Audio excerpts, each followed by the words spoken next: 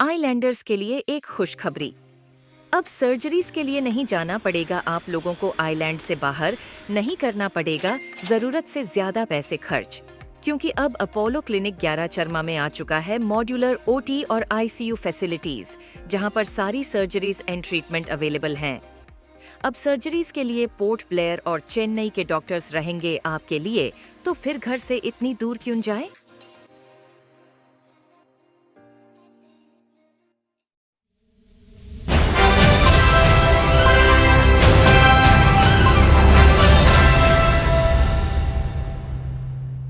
सभी को नमस्कार। हिंदू राष्ट्रीय शक्ति की तरफ से प्रेस मीट यहाँ पे बुलाया गया है। हमारे एचआरएस के कामों को लेकर जो नर्स वेलफेयर एसोसिएशन जो भी बात या टिप्पणी किए हैं, उससे ऐसा लगता है कि दे आर नॉट प्रिपेयर्ड कि बोलना क्या था या दोष क्या देना था। रही बात महिलाओं का इज्जत करना, वो हम लोग करते हैं। नर्स महिला है या डायरेक्टर महिला है, तो वो मेन पॉइंट नहीं है। मेन पॉइंट ये है कि हम वो पोस्ट वाले लोगों से हम क्या बात कर रहे हैं। ये हिंदू राष्ट्र शक्ति का एक एथिक्स है कि हमारा ऑर्गेनाइजेशन अगर बना है, हम अगर इनके मेंबर्स है, तो हम अपना जिम्मेदारी सोसाइटी के लिए भरपूर निभाएंगे। आप जो बाहर में मेरे को बोले थे कि आज तो तुम लोगों को धो देंगे, तो ये सब लैंग्वेज, दुष्ट लैंग्वेज, और अगर आप इतनी ही जिम्मेदारी से अपना नर्सेस का ख्याल कर रहे हो, आप मुझे एक बात बताइए ना कि नर्सेस सुसाइड अटेम्प्ट क्यों कर रहा है। इसमें हम सोचे थे आप प्रेस मीट कर रहे हो कि आप नर्सेस का वेलफेयर के बारे में बोलेंगे। हम जो एलिगेशंस आप पे लगाते हैं या फिर बोलते हैं मिसबिहेव है या स्टाफ कम है, उसको आप प्रूफ करोगे कि हम जो बोल रहे हैं गलत है। हमारा कंसर्न ये है कि हम जो डिमांड रख के बात करते हैं, उस मुद्दे पर, उस विषय पर डायरेक्ट आंसर क्यों नहीं आता है। लेकिन मेरा पॉइंट पर्टिकुलर नर्सेस का नहीं है, मेरा पॉइंट पूरा मैनेजमेंट सिस्टम का है। आपका वहां पे नर्सेस नहीं है मतलब ये आपका गलती नहीं है, मुझे पता है मैडम। 2 साल में अगर इतना थोड़ा बहुत चेंजेस आने का एक वो रहता है, लगता है कि हाँ ये बात करने से चेंजेस आएगा, तो क्यों ना करें मैडम। आप खुद को लोकल बोलते हो, आपको तो सबसे पहले एडमिनिस्ट्रेशन के अंदर में रह के आपको सबसे पहले ये चीज पता चला होगा या दिखा होगा। आप क्या स्टेप लिए थे वो टाइम में मैडम। एचआरएस के कोई भी मेंबर्स के ऊपर कुछ बोलने से पहले प्लीज 2 बार सोचिए।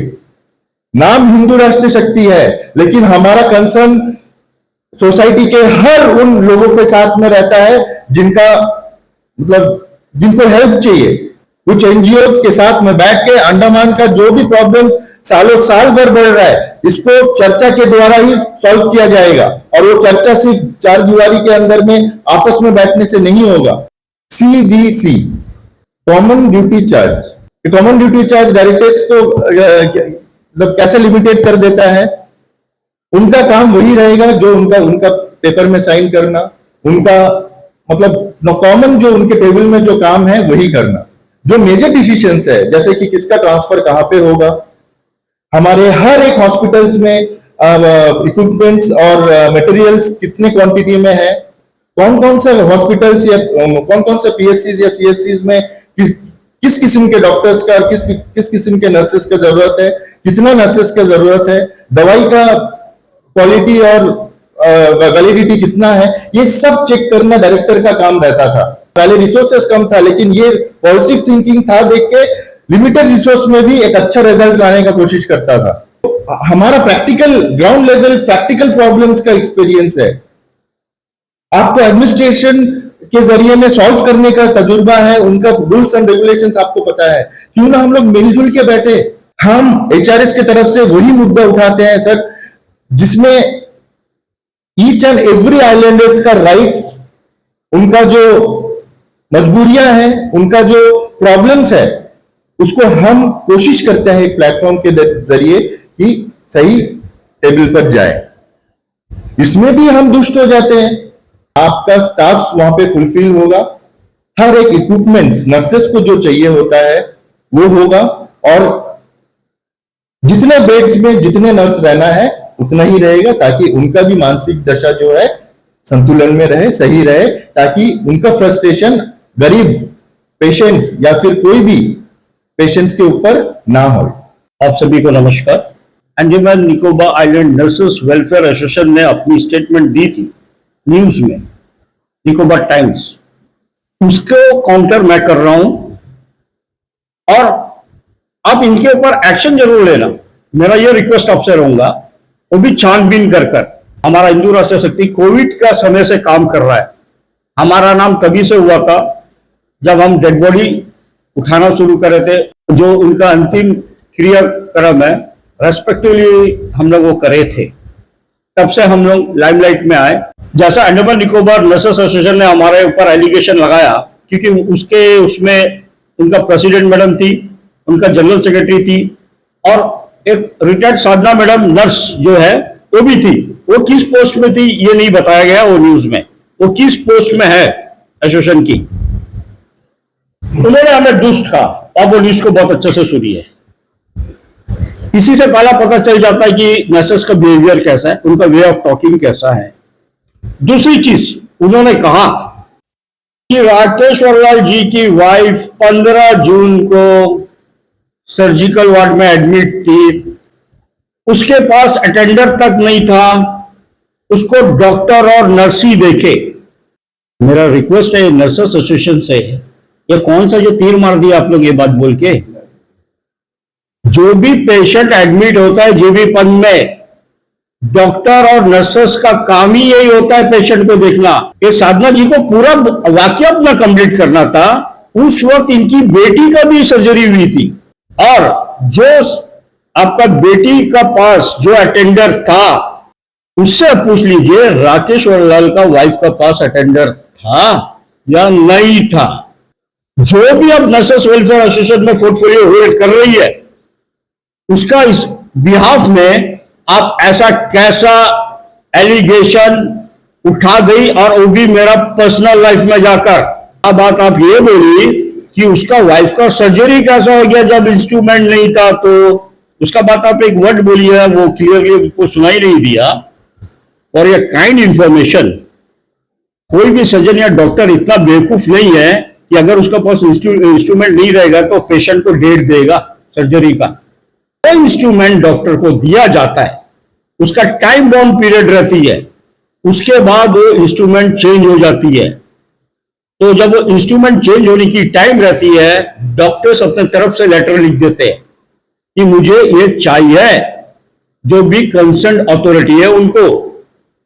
पर ये कभी कभी देखा गया है टाइमली इक्विपमेंट्स उनको मिलती नहीं है, ठीक है, या मिलती ही नहीं है। वो क्या करते हैं, जो पुराना इंस्ट्रूमेंट है उसी को ही सैनिटाइज करके चलाते हैं काम, क्योंकि डॉक्टर्स का फर्ज ये रहता है कि पेशेंट का कोई भी कीमत में जान बचाया जाए। वो वेट नहीं कर सकते इंस्ट्रूमेंट का। तो ये है आपका दूसरा क्वेश्चन का जवाब, ठीक है। तीसरा पॉइंट में आता हूं मैं।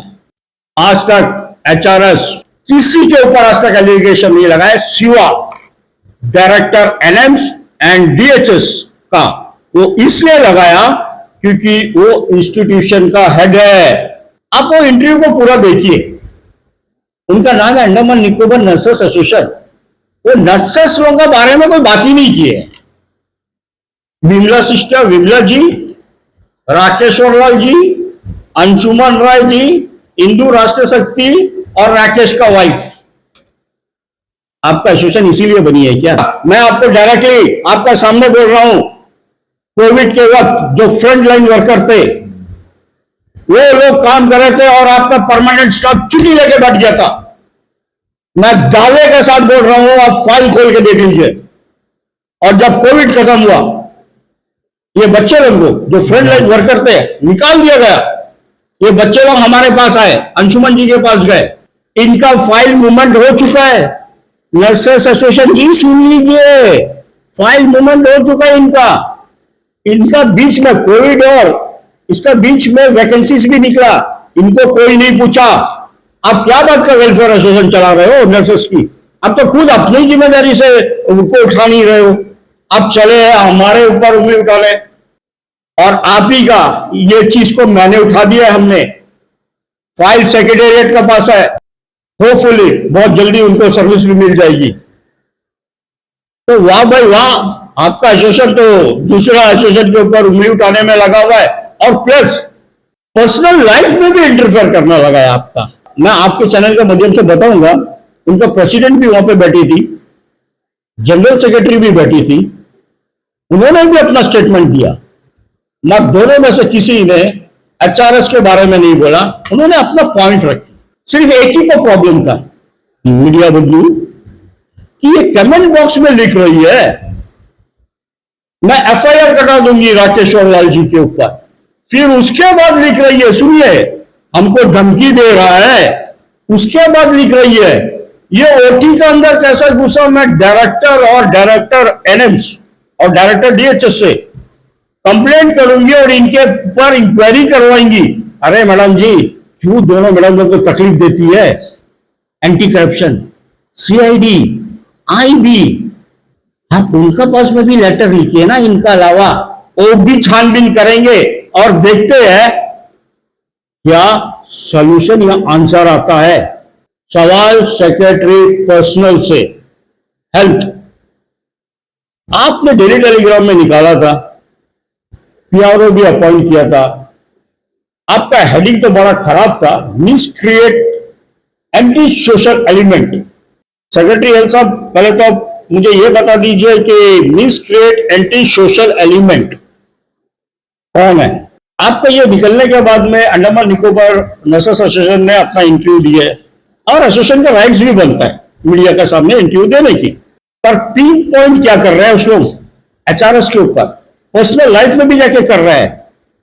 उकसाता कौन है पब्लिक को, बताइए ना। मैं इस स्टेटमेंट में आपसे रिक्वेस्ट करूंगा इनके ऊपर एक्शन लेने के लिए। हमारे टीएजी भास्कर जी, टीएजी फाउंडेशन और कांग्रेस के लीडर भी है, कांग्रेस पार्टी का, हमारा सीपीएम के अयप्पन जी, ये दो का मैं इंटरव्यू देखा मिसक्रिएट एंटी सोशल एक्टिविटीज के हेडिंग पर, और दोनों ने बिल्कुल सही सवाल किया है कि क्या मतलब है, आप इसको क्लियर करिए, क्योंकि किसी का भी पास टाइम नहीं है। It's not a park, it's a hospital. Public अपना जो तकलीफ रहता है उसको दिखाने के लिए जाता है, वहां में कोई मिसलीड नहीं करता है। और अगर आज तक कोई मिसलीड किया है आपका डॉक्टर्स हो या नर्सेस हो या कोई भी स्टाफ के साथ में, तो आप बताइए ना, आप सामने रहिए ना। आप एक ऐसा हेडिंग डाल देते हो न्यूज़पेपर में जो कि चुपता है, इट्स नॉट गुड। और इस विषय में आपका एक ही पॉलिटिकल आगे आया जो है कांग्रेस पार्टी का। मैं उसका इंटरव्यू तो नहीं देखा, मैं सुना हूं, तो मैं अगर वो एक चीज के ऊपर बोले हैं जो हेडिंग है, तो मैं तहे दिल से हिंदू राष्ट्र शक्ति की तरफ से मैं हमारे टीएसजी भास्कर जी, अयप्पन जी और कांग्रेस पार्टी को बहुत बहुत धन्यवाद दूंगा, क्योंकि आप लोग ने सही चीज पर सही सवाल उठाए हैं और ये हमारा एचआरएस की तरफ से भी अभी उठेगा। सर, वहाँ पे एक सिंपल सा एक ऑर्डर है कि यहाँ पे किसी भी प्रकार की असामाजिक गतिविधि को कहिए या किसी भी तरह का जो बदतमीजी कहिए, इसको बर्दाश्त नहीं किया जाएगा, इसके ऊपर एक्शन लिया जाएगा। मुझे नहीं समझ आ रहा है इसमें गलत क्या है। इसमें बिल्कुल कोई गलती नहीं है। बस दिस इज ऑल। आप क्यों ये सोच रहे हो कि ये आप लोगों को पॉइंट किया जा रहा है, या जो भीड़ वहां पे थी, जो लोग बिमला जी के लिए न्याय मांग रहे थे, उनको किया जा रहा है? क्योंकि अगर वे ऐसा कुछ भी करते तो आई एम श्योर कि हमारी पुलिस इस पर जरूर एक्शन ले, आगे भविष्य में ना हो। इसके लिए वो ऑर्डर्स है, जिसके लिए आप खुद मानोगे कि अस्पताल प्रेमिसेस में ऐसी कोई भी किस्म की असामाजिक एक्टिविटीज वगैरह नहीं होनी चाहिए। इसके लिए तो हमारे के लिए, हमारे लोगों के लिए, हमारे समाज के लिए एक अच्छा आदेश। बिल्कुल, हम तो पहले ही बोले आदेश अच्छा है, लेकिन ये संदर्भ में वो मैसेज इस समय पे आना is indirectly showing something like people should not go there and ask for whether there is any negligency going on, whether the particular patient is getting proper treatment or not. तो ये चीज को avoid कराने के लिए ये एक आगाह है कि भैया अंदर में आके कोई हरकत ना करो। ये समय के नाजुकता के हिसाब से हम लोग सोच सकते हैं, लेकिन ऐसा कुछ उसके संदर्भ में ऐसा कुछ हम नहीं कह सकते। नहीं, बिल्कुल नहीं कह सकते, लेकिन ये हमारा जितने भी ये माहौल में जो जो हो रहा है, थोड़ा बहुत आवाज अंदर में उठेगा ही उठेगा। तो ये चीज को उन लोग भागते हुए ये मैसेज और ये बोर्ड का जो है यूज किया है। अदरवाइज देखिए हॉस्पिटल में तो it's a good thing, right? बिल्कुल गुड थिंग, बिल्कुल गुड थिंग, बट हॉस्पिटल में ऐसा हरकत बहुत कम होता है जब तक वो अपने पर्सनल फैमिली के ऊपर में ना। वहां पे अगर तोड़ फोड़ किया जाएगा अस्पताल प्रॉपर्टी को, सरकारी प्रॉपर्टी को, या डॉक्टर नर्सेस के ऊपर में किसी भी किस्म का अत्याचार किया जाएगा, फोर्स का इस्तेमाल किया जाएगा, तो वो तो गलत है ना सर। इस समाज में हमें चलना है तो कानून के तहत ही चलना पड़ेगा। 101%, ठीक है। और हम भी हमारे हमारे एचआरएस के थ्रू में जितने भी मतलब एजुटेशन बोलिए, प्रोटेस्ट बोलिए किया गया है, आप एक प्रोटेस्ट में दिखा दीजिए कि वहां पे एग्रेशन जो है डिस्ट्रक्टिव मोड ले रहे हैं। आज जीबी पंत हॉस्पिटल के अंदर लंबे समय से नर्सेस की वैकेंसीज है, लंबे समय से नर्सेस की प्रमोशन नहीं हुई है। ये इशू मैंने लास्ट मेरा इंटरव्यू में उठाया था, रेस किया था। वार्ड बॉय का शॉर्टेज है। परिया मैडम जी क्या आके बोली, we are having 550 beds. Okay fine, it's well and good, आप मेडिकल कॉलेज के हिसाब से जा रहे हो, बट कितने बेड्स में कितना डॉक्टर, स्टाफ नर्स और आपका वार्ड बॉय होना चाहिए? Did she disclose it? No. Okay, अब 550 बेड्स बोल देने से नहीं होता है। आप आज का दिन में नर्स के ऊपर पे काफी बर्डन है, वार्ड बॉय के ऊपर में काफी बर्डन है, सफाई वाले लोगों के ऊपर काफी बर्डन है। ये अपने ड्यूटी आवर्स से ज्यादा ड्यूटी कर रहे हैं क्योंकि आपको सभी पेशेंट को देखनी है। तो अगर हमने एचआरएस ने इस इश्यू में अगर मुद्दा उठाया है तो क्या गलती की है? ये इश्यू तो नर्स वेलफेयर एसोसिएशन की थी, वो क्यों नहीं उठाया? दूसरा चीज, मैडम जी बोली है कि जो अंशुमन जी और राकेश्वर जी ने जो एलिगेशन लगाया, it's totally baseless, everything is fine. मैं फिर से दोहराता हूं, आप नर्सिंग होम जाइए, नर्सिंग होम के अंदर सब हालत ठीक है। मैंने आया था सीधा एक्सरे रूम में, फिल्म नहीं देते हैं, मोबाइल में किशोर बोलते हैं। अगर जो सीनियर लोग है जिनका पास एंड्रॉइड फोन नहीं है, वो क्या करेंगे? ओके, क्या वो इसके चलते अपना आगे का इलाज कराना रोक दे? मेडिसिन में मैं उठाया था उंगली कि जो जम की जो मेडिसिन मिल रही है वो टेंडर के हिसाब से आती है, एंड वो जो लो कोट करता है उसी को मेडिसिन मिलती है।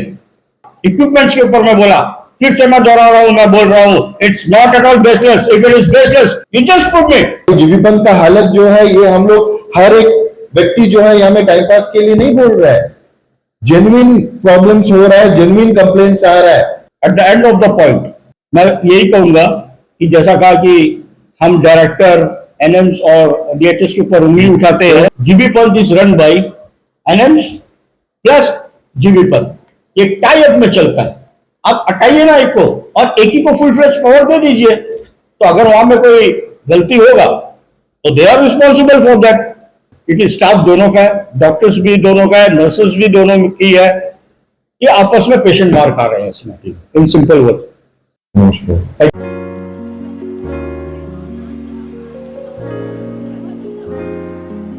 जब यहाँ पे आए, मतलब हर चीज़ का कैरिंग है।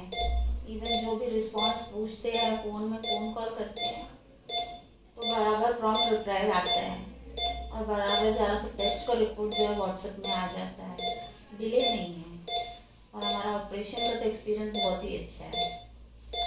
कैरिंग ये सब स्टाफ से लेके डॉक्टर से लेके सब सब कुछ अच्छे था, बस उतने